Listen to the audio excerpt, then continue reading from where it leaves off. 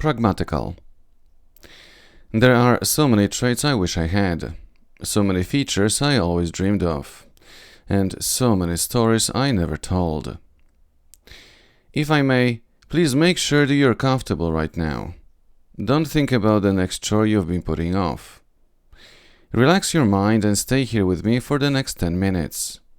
This might be the only way for us to communicate and possibly understand each other. The only way writing is pleasant and satisfactory in any way is when it's honest. And to achieve that, it must be done with my full attention. The same with reading. You know who's writing these words. Can I possibly know who's reading them? Do you think you have this advantage over me? I think you do. That's why when I write, I always do it for someone I know, or used to know.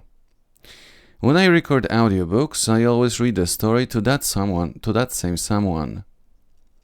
It alters the dimension of what I'm doing. It gives it some meaning. I've realized that writing a piece, whether it's a post for this blog or a story that I always end up hiding in a safe location, must be personal, sincere, emotional, and directed at someone in particular. Otherwise, it becomes nothing but another worthless evidence for having wasted time and energy. Today I've researched writing competitions I'd like to get into.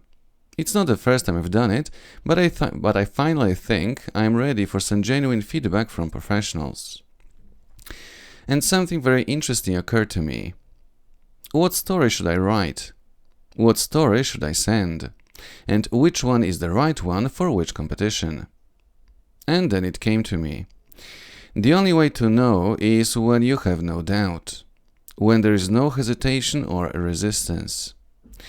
So it's no different than when I write. And not just write, but write the right way, sincerely and for someone I care about.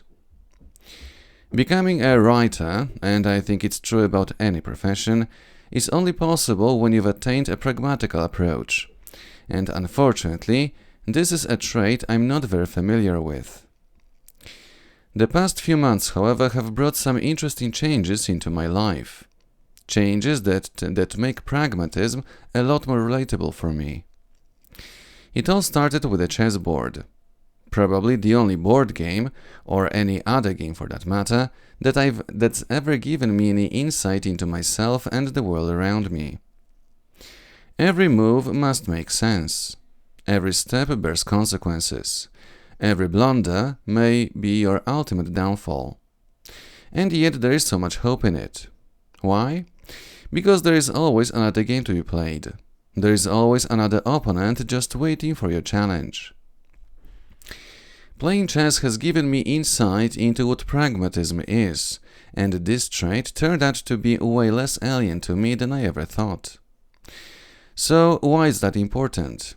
Well, any creative process requires a follow-up if it's meant to transform into anything tangible. Hence, the pragmatical approach must be employed once the creative process is over. There. That's what I wanted to share. And I wanted to share that with you. So thank you for taking the time to read my words. And thank you for doing it while being relaxed and not thinking about your next errand. Now I'm done. Off you go to live your life. I'll talk to you next time you're here. Bye.